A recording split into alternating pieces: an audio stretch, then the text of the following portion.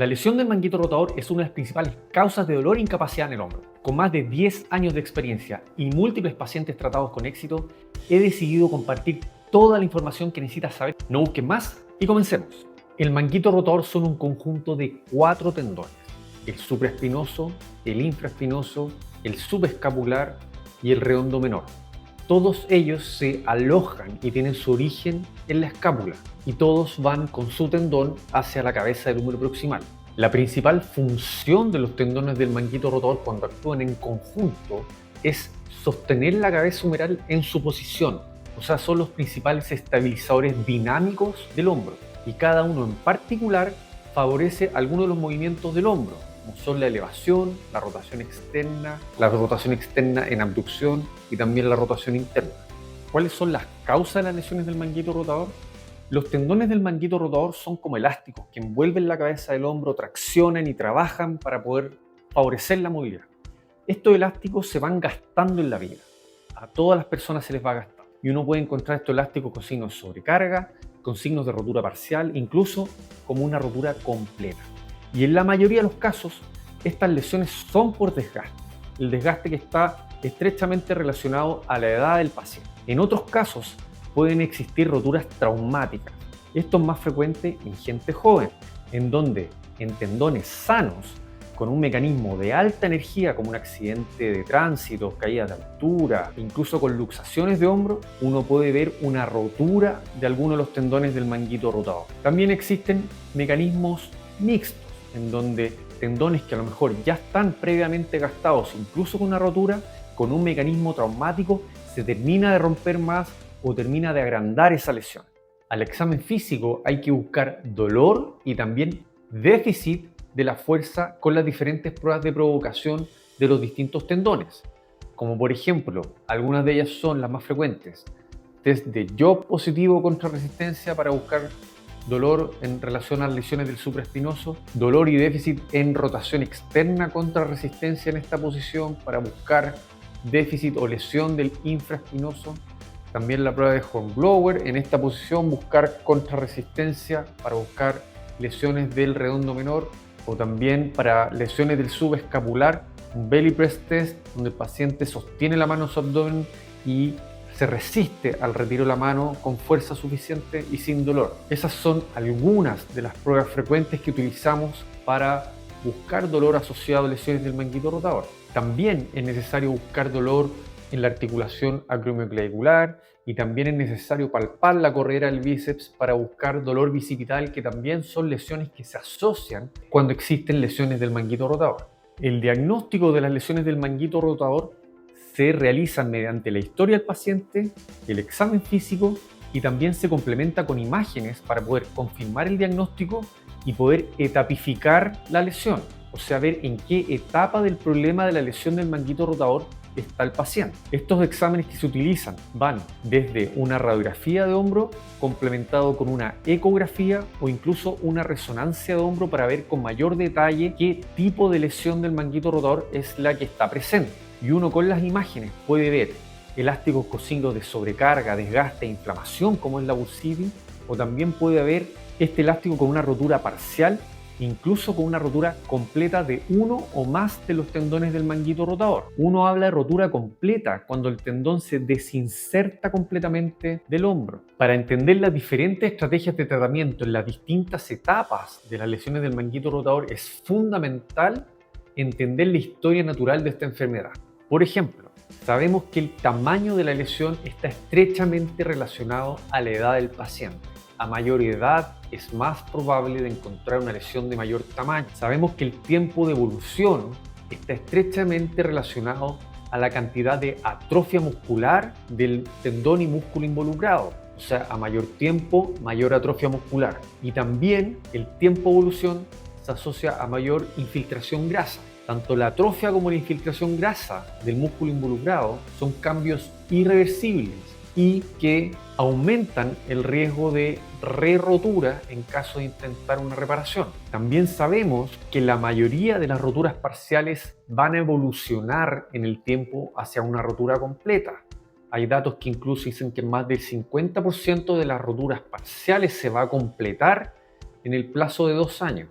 Finalmente, en la medida que va creciendo la lesión que se extiende de un tendón hacia otro tendón, involucrando hasta 3 tendones, incluso los 4 tendones, la cabeza va perdiendo su centro de rotación porque ya no está bien estabilizada contra la glenoides, porque ya no existen estos estabilizadores del manguito rotador. Y lo que va sucediendo es que la cabeza humeral se va ascendiendo y va teniendo un escape antero-superior debido a la fuerza predominante del deltoide a traccionar la cabeza hacia superior.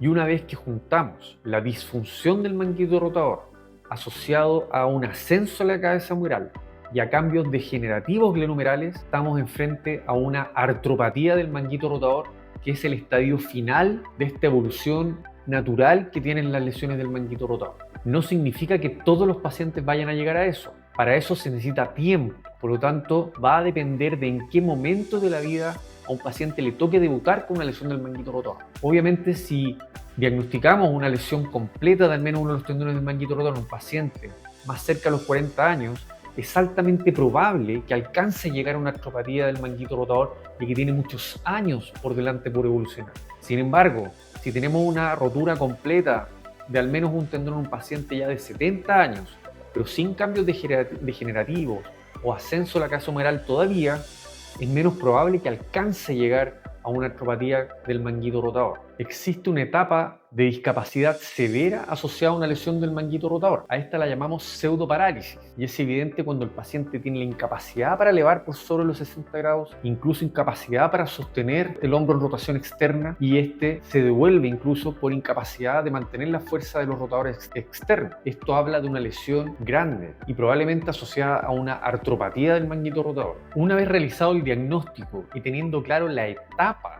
en que está ese paciente con respecto a su lesión del manguito rotador, lo más fácil para poder decidir qué tratamiento le corresponde y cuál es la mejor alternativa para ese paciente es dividirlos en 3 grupos. El grupo 1, todos los pacientes que tengan tendinosis, bursitis o algún grado de rotura parcial. Grupo 2, pacientes menores de 65 años con una rotura completa de al menos uno de los tendones. Y grupo 3, pacientes con una rotura completa de al menos un tendón, pero mayores de 65 años.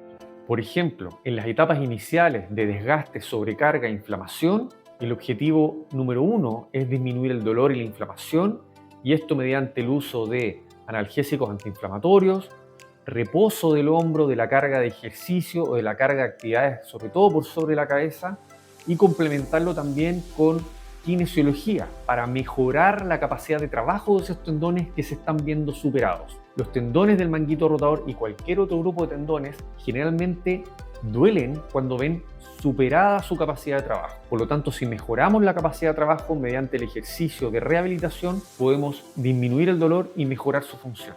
En caso de roturas parciales, la kinesiología va a ser la primera opción también para ese tipo de paciente.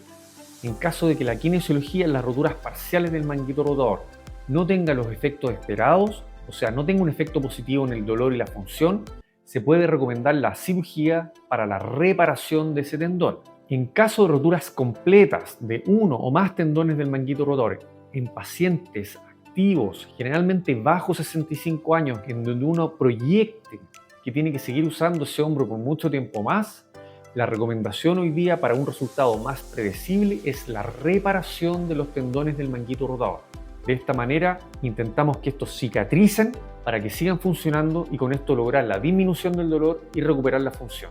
En caso de pacientes mayores de baja demanda, sobre todo mayores de 70 años que ya no requieran el uso de su brazo por sobre la cabeza, que tengan una rotura completa de uno o más tendones, uno puede darle una oportunidad a la kinesiología, al uso de medicamentos e incluso a las infiltraciones para mejorar la capacidad de trabajo de todo lo bueno que tienen, de todo lo bueno que queda, para mejorar su función y disminuir el dolor.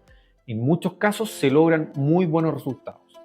En caso de que no se logren buenos resultados, o sea, el paciente persista con dolor a pesar de la rehabilitación, se pueden recomendar diferentes técnicas de cirugía para mejorar el dolor y recuperar la función.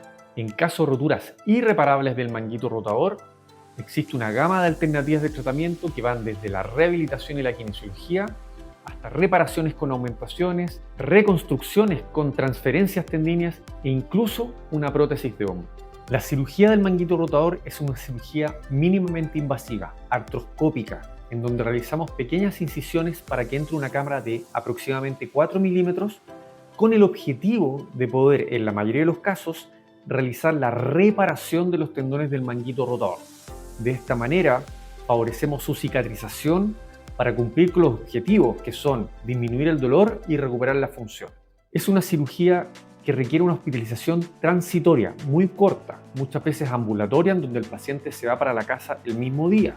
Es una cirugía que puede durar entre 60 a 90 minutos en la mayoría de los casos.